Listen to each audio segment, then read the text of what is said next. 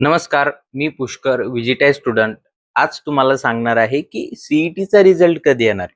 तुम्ही खूप सारे YouTubeवर व्हिडिओज बघितले असतील की आज सीईटीचा रिझल्ट येणार आहे, उद्या सीईटीचा रिझल्ट येणार आहे. नेमका सीईटीचा रिझल्ट कधी येणार आहे आणि त्याच्यानंतर कॅप राउंडच्या ऍडमिशनची प्रोसेस कशी असते.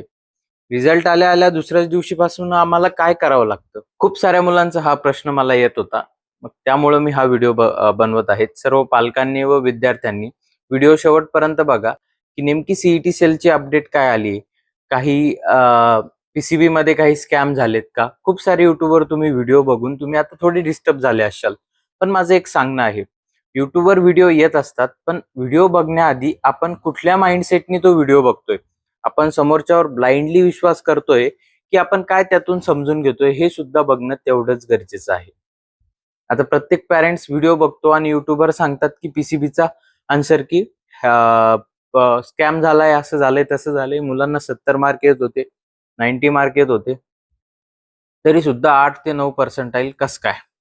त्याचं मागचं रिझन तुम्हाला सांगतो. हा कुठला स्कॅम आहे का, तर अजिबात नाही. असे कुठलेही स्कॅम होत नाही. लास्ट इयर सुद्धा असं झालं होतं आणि बरेचसे मुलं राजकारण्यांपर्यंत गेले, सीईटी सेल पर्यंत गेले. पण सीईटी सेल कडनं काय स्पष्टीकरण आलं की पर्सेंटेज आणि पर्सेंटाईल मध्ये फरक असतो.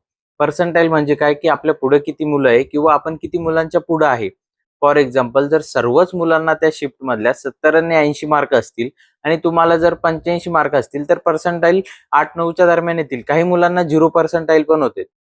तर हे कसं झालं, तर रिझल्ट मध्ये स्कॅम काही प्रमाणात होऊ शकतो. आता 0 पर्सेंटाईल वाले अपील करू शकतात की आम्हाला 0 पर्सेंटाईल कसे आले, पण त्याच्यासाठी आपल्याकडे एक प्रूफ असणं गरजेचं असतं. ते म्हणजे आन्सर की. जेवढे मुलं मला व्हॉट्सअपवर कनेक्ट होत आहे, काउन्सिलिंग बद्दल विचारतायत, त्या सर्वांना मी विचारतोय की तुम्ही मार्क्स चेक केलेत का. तर 90% मुलांनी अजूनपर्यंत मार्क्स चेक केले नाहीत. का केले नाहीत? कारण तुमच्यात सिरियसनेसच नाहीये. कुठल्याही गोष्टीचं तुम्ही जर आन्सर की बघतायत ना, तर डाउनलोड करून ठेवा ना, मला कुठं मार्क कमी आहे काय. कारण भविष्यात ही लागते. मी वारंवार प्रत्येक व्हिडिओमध्ये सांगतो, जर यदा कदाचित असं झालं, तुम्हाला पर्सेंटाईल कमी आले पण मार्क जास्त आहे, तर सीईटी सेल आपल्याकडे आन्सर की मागत असतं आणि त्यावेळी ती आपल्याला द्यावी लागते. आता तो ऑप्शन तुमच्याकडे नाहीये डाउनलोड करायचा. त्यामुळे आन्सर की तुम्ही आता गेले असाल, ठीक आहे, आता जे झालं ते झालं. सुदैवाने आपल्यासोबत असं काही होऊ नये.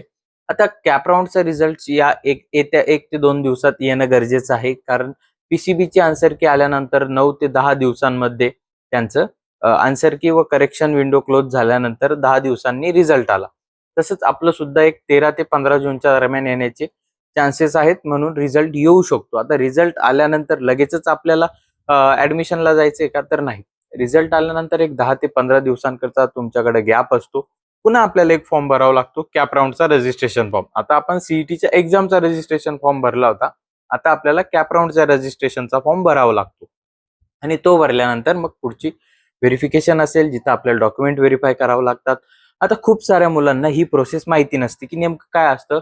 काही तर मुलं असे असतात की प्रोसेसची डेट निघून जाते, पण तरी सुद्धा त्यांना माहित नसतं की आता आम्हाला काय करायचं.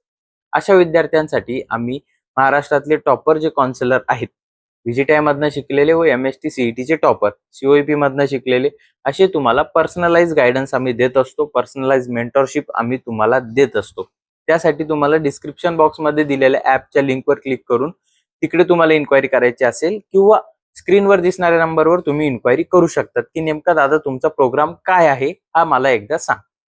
तर आम्ही तुम्हाला सांगू. फ्रीमध्ये काय आहे का, नाही. कारण फ्रीची किंमत कुणालाही नसते. फ्रीमध्ये तर ऑब्व्हियसली ते नसणार आहे. त्यामुळे त्याच्यासाठी पैसेच असणार आहे. पण जे काही असणार आहे ते पर्सनलाइज असणार आहे.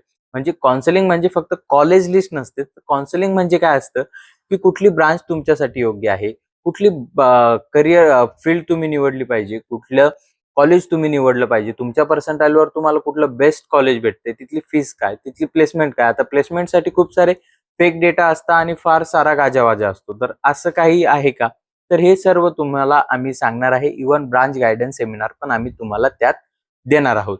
कॉलेजचं ऍडमिशन प्रोसेस सुरू होण्यापासून तर तुमचं ऍडमिशन होईपर्यंत आणि त्यानंतर स्पॉट राऊंडच्या सुद्धा अपडेट्स तुमच्यासोबत आम्ही राहणार आहेत. त्यामुळे वेगवेगळ्या 3 बॅचेस आहेत, त्यानुसार आम्ही तुम्हाला सांगू. तुम्ही आम्हाला कनेक्ट होऊ शकतात. आता आपण पुढे काय लगेच ऍडमिशन प्रोसेस सुरू होणार आहे का? तर नाही. आपल्याकडे टाइम आहे. डॉक्युमेंट सर्वांनी काढून ठेवा. व्हेरिफिकेशन वगैरे फार कालावधी अजून जायचा बाकी आहे. त्यामुळे पॅनिक होऊ नका. ज्या मुलांना कमी पर्सेंटाईल येतात त्यांनी काय करायचं आम्हाला स्क्रीनवर दिलेल्या नंबरवर विचारा. आम्ही तुम्हाला नक्कीच तुमच्या परीने काय बेस्ट असू शकतं ते आम्ही तुम्हाला सांगू. आय होप तुम्हाला व्हिडिओ समजला असेल काय स्कॅम हे ते. हे फक्त थंबनेलवरनं तुम्ही जे YouTube व्हिडिओ बघता आणि लगेच माइंडसेट चेंज करता ना, तर असं काहीही करू नका. एकदा नेमकं काय सांगितलंय ते एकदा समजून घ्या. प्रत्येक वेळी असा स्कॅम होतो तर असं नाही. पर्सेंटाईल ही गोष्ट वेगळी आहे आणि पर्सेंटेज ही गोष्ट वेगळी आहे. येत्या 1 ते 2 दिवसात रिझल्ट येईल अशी अपेक्षा आहे. बघू आता सीईटी सेल काय करतं ते.